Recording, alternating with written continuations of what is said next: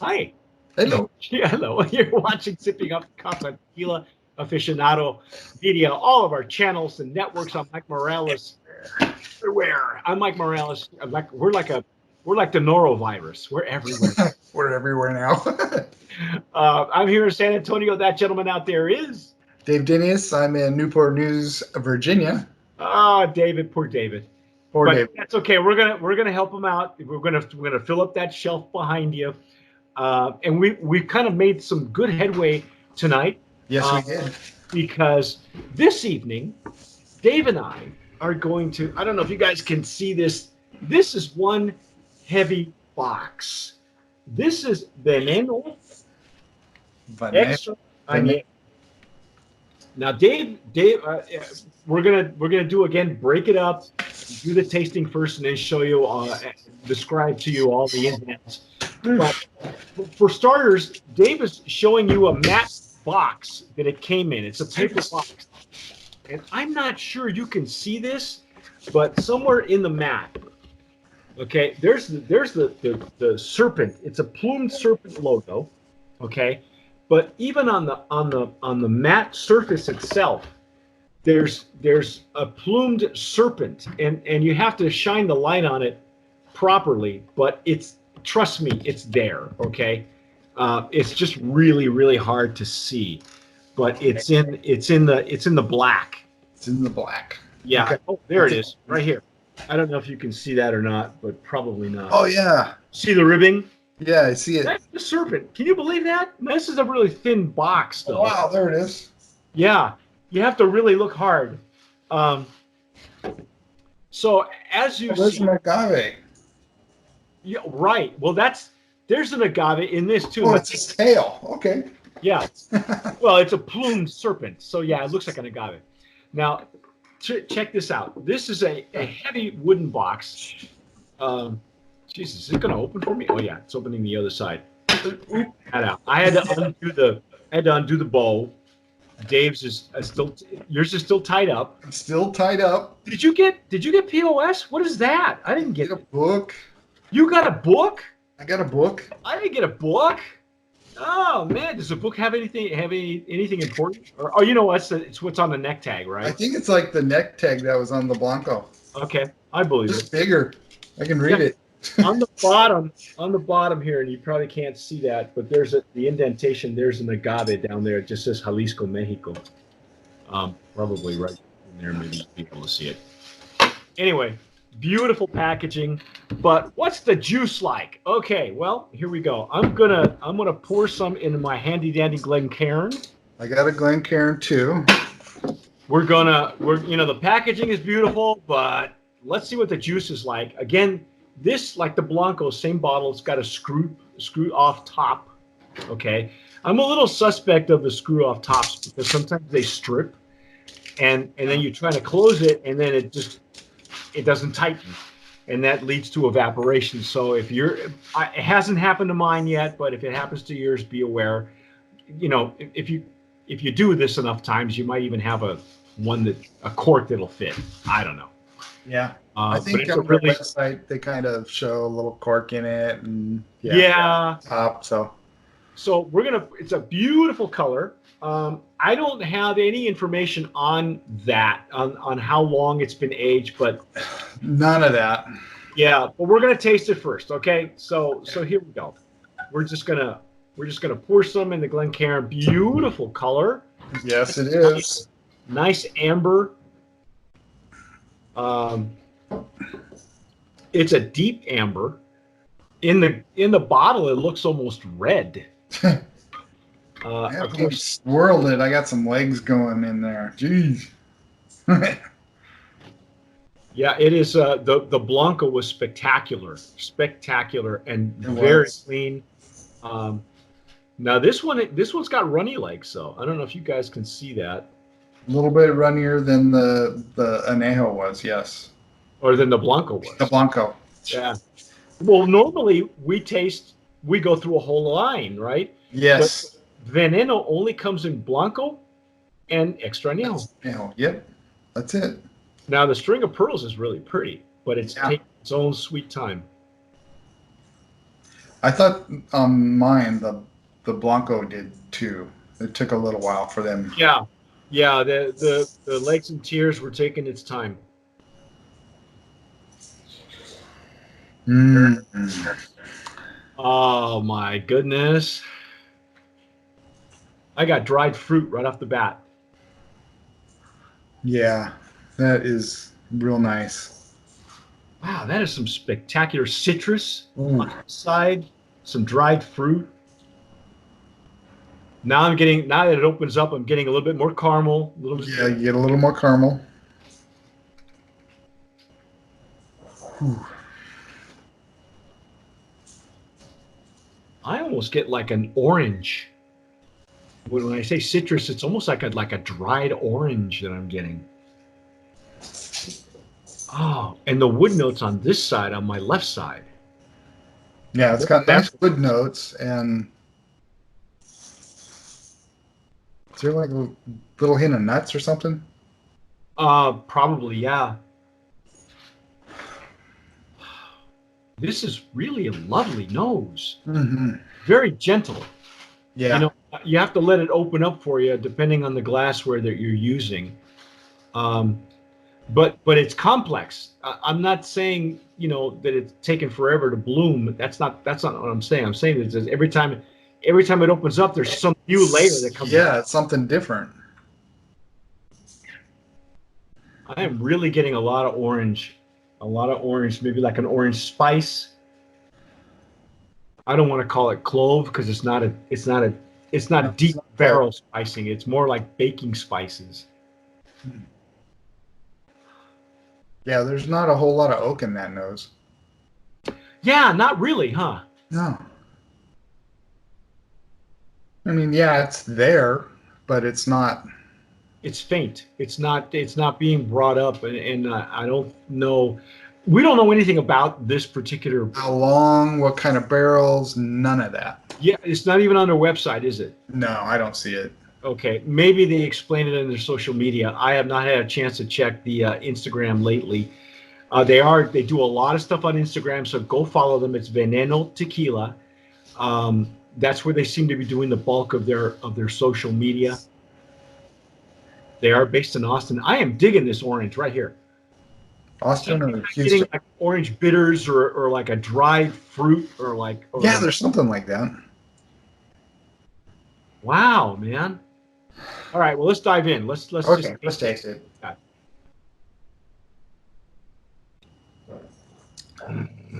Oh my. Wow.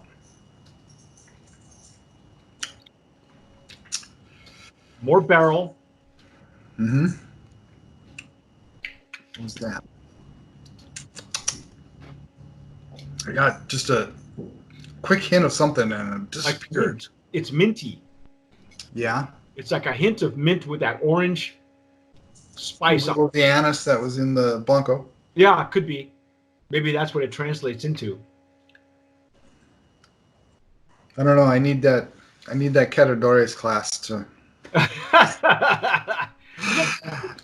You're right on there. You're getting the same I'm getting. The thing is with this is that, when you take an extra añejo and we don't know how long it's been aged. I don't know anything about it. What we know legally, it has to be 3 years and over. It could be three years and a day. It could be called an extra añejo. Does the booklet say anything? Let me see. Let me try and read it. Is it in Spanish or English? Spanglish. Oh, no. That's good too. I can read that. It's in English. It's English with some big Mexican words that I can't say. We'll teach you Spanish, okay? We already know that. I can't do that now. But that barrel aftertaste. Yeah. I mean, it's been aged. There's some woodsiness in it, but it's more minty wood. And I'm not sure if that would be whiskey. Maybe it's whiskey. Maybe I'm getting whiskey is what I'm getting. No, nowhere in there does it say how long. Okay, well, here are the particulars. This is coming out of NOM 1443, which is Grupo Industrial Tequilero de los Altos de Jalisco. That's a big mouthful. That is a big mouthful. Same distillery as Don Pilar, same distillery as Dulce Vida. Yeah. It's a co-op, so there's barely 13 brands coming out of there right now. Right.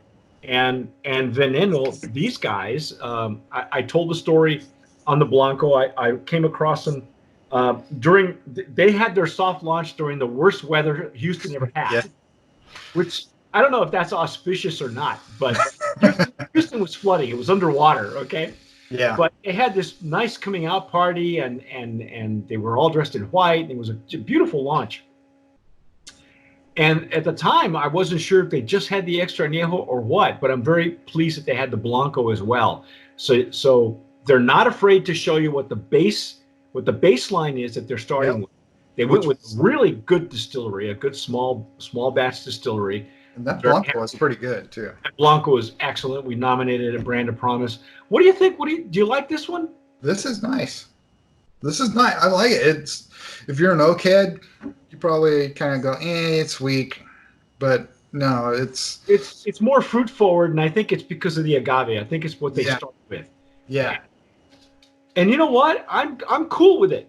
I'm okay. You know what it reminds me of? It's very reminiscent of Cascanes. Yeah.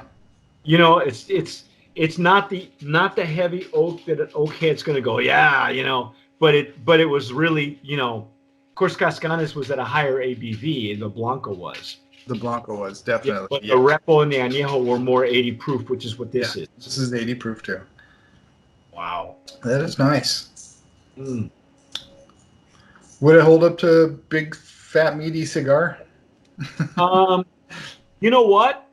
And I was talking about this with Jim the other day. We were doing a tasting, and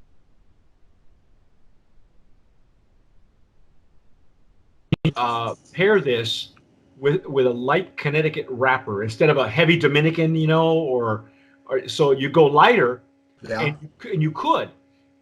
This one is sweet on the nose, sweet on the intake, very much like the agave, but the wood, I get definite orange notes. Yeah. Definite citrus, maybe some dried fruit, and some mint. I get that minty, on that first pass, but you have to spend time with it. I think it'd be great with a dessert, honestly, like some creme brulee might work. Nice. A sweet cigar. I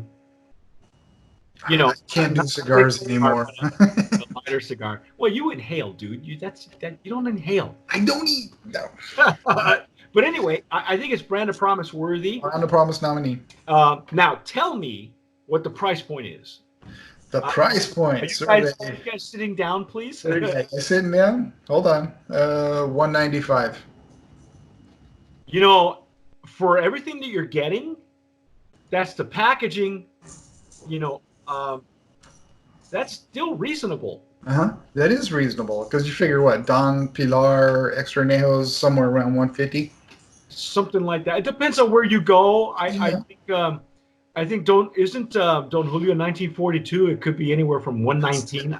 I've seen it low as 119 to as high as like 125, maybe. I've seen it even higher. Yeah, when you go with Extra Añejos and you see pricing like this, it really is catch as catch can. You can go down the street and somebody will have it cheaper than somebody else. So do some shopping. I would say if you're in Texas, they are Houston based, so they'll probably get it at Specs. You more likely can get it Goody Goodies and maybe some places that are based only in Houston. Says it is a single estate Extra Añejo. Yeah. So, we don't know a whole lot about it. I would love to know how long it's been aged, what kind of barrels it's aged. I'm going to go on a limb and say it's whiskey barrels, not bourbon. But if I'm wrong, fess up. Tell me I'm wrong. Tell us in the comments below if you're watching us on YouTube. Shoot us an email as well, or tell us on Instagram too, because we're everywhere. Like Instagram, Facebook, Twitters. Yeah, you can follow us, Dave or myself. But anyway, that's our take on Veneno. Thank you so much, guys, for making that happen. It is such a worthy tequila.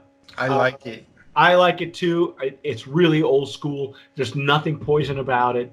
It's No. actually a very approachable, very sippable tequila and very old school as well.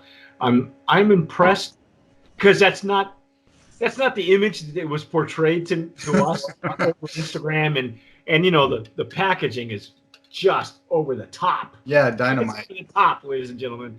But the inside, so is the tequila. The tequila is over the top as well, man. This is some really good stuff. So I'm impressed. You know, you have our blessing for now.